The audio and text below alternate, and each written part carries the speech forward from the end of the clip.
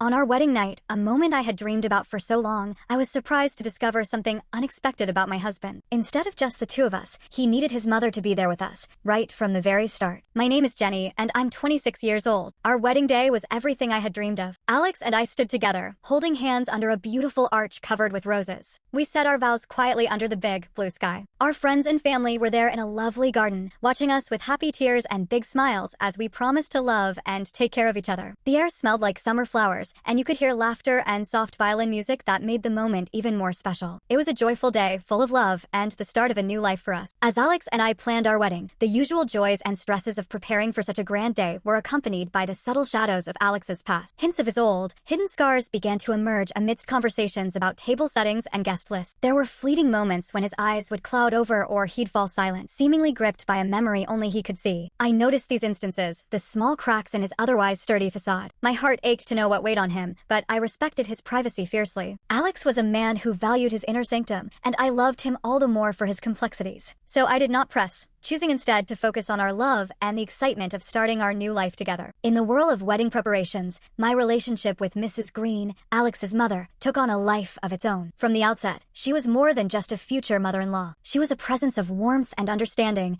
a comforting anchor in the sometimes overwhelming sea of wedding decisions. Her intuition about people was uncanny, and her ability to navigate Alex's moods proved invaluable, especially as the wedding drew closer and his episodes of withdrawal became more frequent. One chilly afternoon, as we pored over old family photo albums searching for inspiration for our wedding slideshow, Mrs. Green shared stories of Alex as a boy. His mischievous smile, his boundless energy, and also his quiet moments. She spoke with a nostalgic smile, but her eyes betrayed a hint of sadness, a mother's concern that had weathered many unseen storms. It was during these intimate gatherings that I began to understand the depth of their bond and how deeply the threads of past traumas were woven into the fabric of Alex's current being. Her role in our lives became even more pronounced as she helped me navigate through the complexities of bonding with a man whose heart had been scarred at such a young age. She had an exquisite tact in guiding me on how to be there for Alex, never overstepping, yet always providing just enough insight to help me connect with him on a deeper level. This delicate balance of distance and closeness in her advice helped me respect Alex's pace without feeling shut out. When it came time to choose gifts for Alex, be it his birthday or Christmas,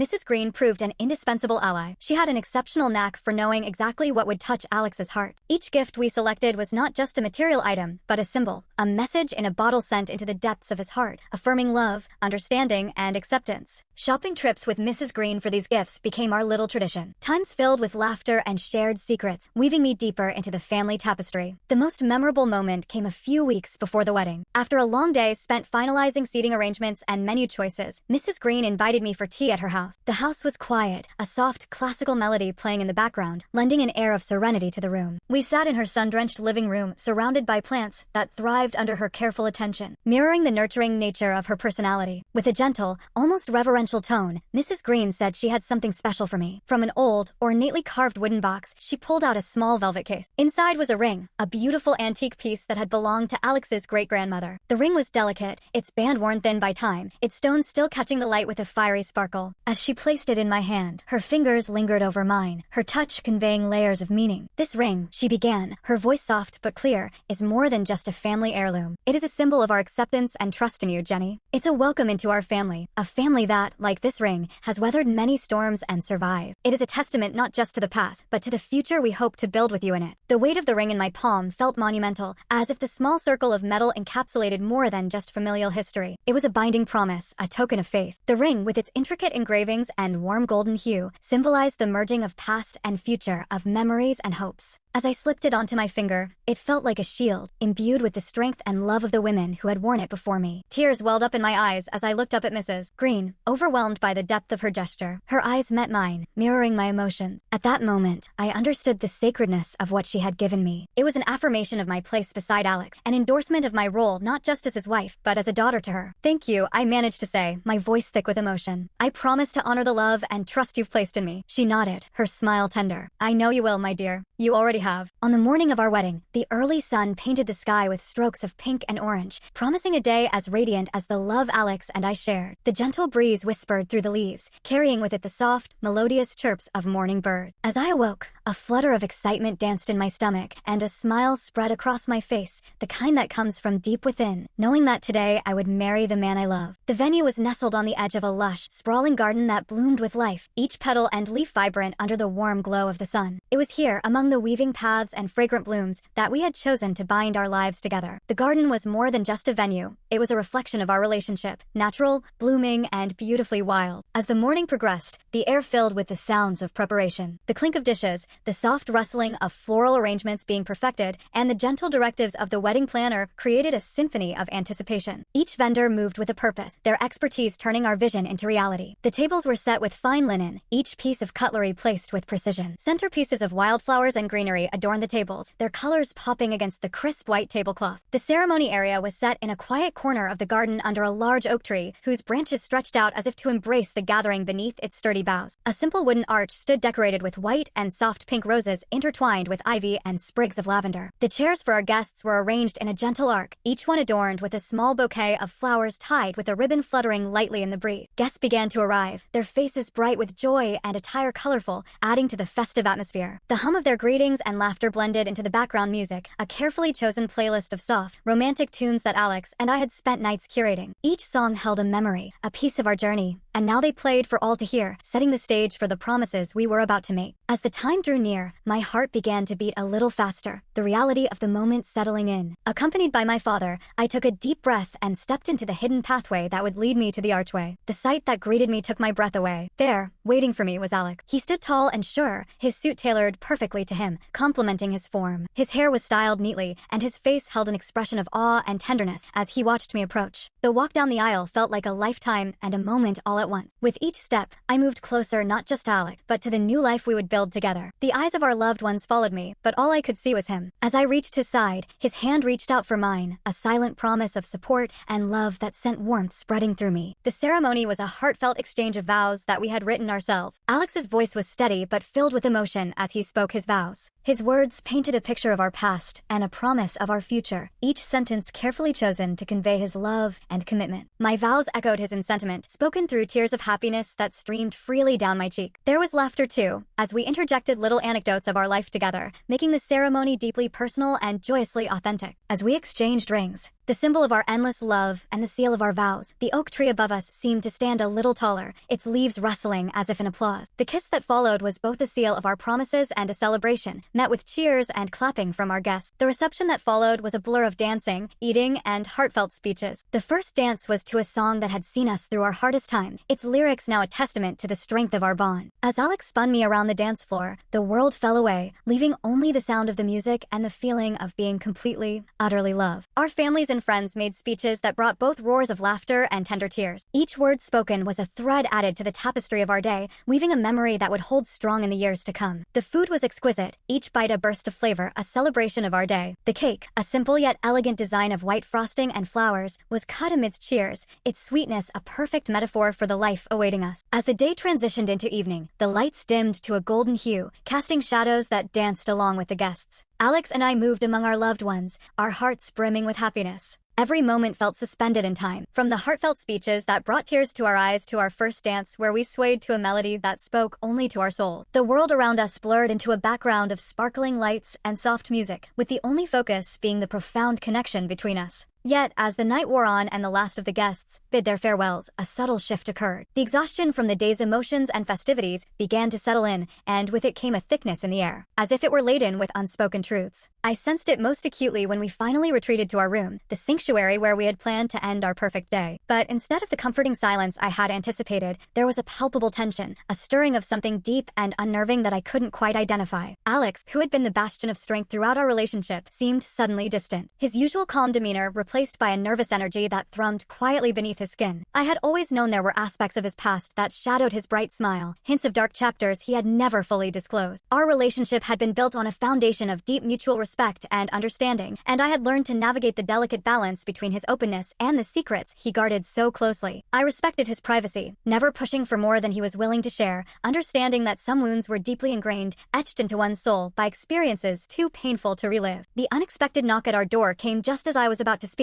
to breach the subject that hung heavily between us. It was Mrs. Green, Alex's mother. Her presence on the threshold of our bridal suite was as surprising as it was alarming. The sight of my husband whispering urgently with his mother in the dimly lit corridor was something I had not anticipated on our wedding night. The warmth and guidance Mrs. Green had always extended to me felt suddenly invasive, her timing inexplicable. "Mom, I can't. Come in." Alex's voice, barely a whisper, carried a weight I had never heard before. His words, though softly spoken, seemed to fill the room, making the walls close in around us. My heart raced with a mixture of confusion and concern, questions forming faster than I could voice them. As they stepped into our room, the space that had once felt like a haven now seemed too small, the air too thick, as if filled with the dense fog of impending revelation. Mrs. Green's presence, although always a source of comfort in the past, now marked a moment of intrusion, an unexpected interruption in what should have been a private celebration of our union. Yet, the look in her eyes, one of deep empathy mixed with a mother's protective instinct, prompted me to pause, to reassess the situation that was unfolding before me. It was clear that this was not just a breach of newlywed privacy, it was a necessary intervention, a moment that Alex needed more than I had realized. Mrs. Green's eyes flicked between Alex and me, her face etched with a mixture of apology and urgency. It was clear that this was not a mere intrusion, but a necessity born of something deeper, something distressing. Alex, usually so composed, looked visibly shaken, his eyes pleading for understanding. "What's happening?" I managed to ask, my voice barely above a whisper. The air felt thick with unspoken truths, the kind that could alter the course of a relationship forever. There was a palpable pause, heavy with hesitation. Mrs. Green glanced at Alex, who seemed momentarily lost for words, his gaze fixed on the floor. Then, gathering her resolve, she looked directly at me, her voice steady but soft. "Jenny, there's something about Alex's past that you need to know, something he might have struggled to tell you himself." Her words were gentle, but they cut through the silence with the sharpness of glass. After a brief moment of silence, during which Mrs. Green seemed to calculate her answer, she turned to her son with wide eyes. "Wait, you told her about?" Alex shook his head. "Go ahead. What were you thinking?" "The poor thing must think we're a couple of weirdos." Alex looked deep into my eyes before he sighed and began to reveal his biggest secret. "When I was just 5 years old, the unthinkable happened. A burglar broke into our home by breaking in through my bedroom window. That night, under the cover of darkness, my world changed forever. The intruder, a menacing presence in my sanctuary, left me frozen in terror. I could not cry out or escape, and the result of the breach was a deep, all-pervading fear that clung to me long after the broken glass had been swept away and the window secured. In the following nights, my bedroom felt like a battlefield, every shadow a reminder of my vulnerability. Sleep, once a refuge, became an insurmountable challenge. But in the midst of my fear, my mother became my guardian angel. Night after night, she sat by my bedside, her presence a beacon of safety in the dark. With the gentle timbre of her voice, she spun stories of courage and adventure, of heroes who faced their fears and emerged victorious. These bedtime stories, more than just stories, became our ritual, a shared journey back to a sense of normalcy and safety. My mother's steadfast patience and love taught me that there is a source of strength despite crippling fear within us, a resilience that can be nurtured. Since that terrifying night, my mother has been my steadfast companion in my search for peace as I fall asleep, her presence reminding me that even in our darkest moments, we are not alone. The revelation of Alex's childhood trauma had left the room steeped in a solemn air, charged with the rawness of newly shared pain. As Alex's secret unfolded, my initial reaction was one of shock, the kind that sends a chill through your very core. Not just because of the horror of what he endured, but because of the profound depth of his hidden scars. My hands trembled slightly as the reality settled over me. This man I loved, so strong and composed, had carried this heavy shadow alone for so long. The weight of his past, a burden he had borne in solitude, now lay between us, but not as a barrier. Instead, it bridged our hearts with a newfound understanding. I felt a deep ache for him, the child who had faced such terror and the man who had grown up shadowed by fear. But within that ache was a blooming determination, a resolve to be the support he needed, the partner he deserved. Alex looked into my eyes, vulnerability written across his face, and asked a simple question that encompassed so much. "So, how can I help you?" His words, meant to be comforting, only underscored the reversal we were experiencing. Here he was, still trying to be the protector, the provider, even in his moment of disclosure. "It's not about how you can help me, but how I can help you," I replied gently, gently, taking his hand in mine. The contact was a small physical reassurance that I was there, fully present, and ready to face this battle alongside him. Mrs. Green, who had been a silent pillar of strength up until now, spoke up, her voice calm and soothing, providing the guidance I needed. Whenever Alex feels anxious or overwhelmed, especially at night, specific cuddling has always helped to calm him down, she explained. Hold him close with his head resting on your heart. It's a method that has soothed him since childhood. I nodded, absorbing her advice with the seriousness it deserved. Although he has largely outgrown the need for this, his anxiety can still overwhelm him in stressful times, she continued. It is important to be patient and understanding and offer him physical reassurance. This approach has often been the key to helping him find peace and sleep. Armed with this new knowledge, I turned to Alex, inviting him into an embrace that I hoped would offer not just comfort, but also a sanctuary from his anxieties. He hesitated for a brief moment, then allowed himself to be held as he laid his head upon my chest. I could feel his body tense like a bowstring, the muscles tight with the effort of maintaining his composure. Gradually, as we remained locked in that embrace, I felt the tension begin to ebb from his body, his breathing slowing to match the steady beat of my heart. The room, filled with the echoes of our wedding celebrations just hours before, now resonated with a quieter, deeper connection. Every heartbeat seemed to whisper reassurance, a rhythmic reminder that he was safe, that he was not alone. In that moment, as I held Alex, the significance of what we were doing dawned on me. This was not just about providing comfort in a time of need, it was a profound act of sharing and healing. We were rewriting the narratives of his past fears with a new story, one of trust, support, and unconditional love. As Alex's breaths deepened and evened out, signaling his drift into sleep, the weight of his worries seemed to dissipate, lifting not only from his shoulders, but from the air around us. I felt a protective surge, a fierce desire to shield him from any further pain and a commitment to be the partner he could lean on whenever the shadows of his past loomed too large. Mrs. Green, having observed the transformation from the sidelines, gave a silent nod of approval and gratitude before quietly leaving the room. Her departure was discreet, a respectful acknowledgement of the new intimacy Alex and I were forging. Her expression as she left was one of peace,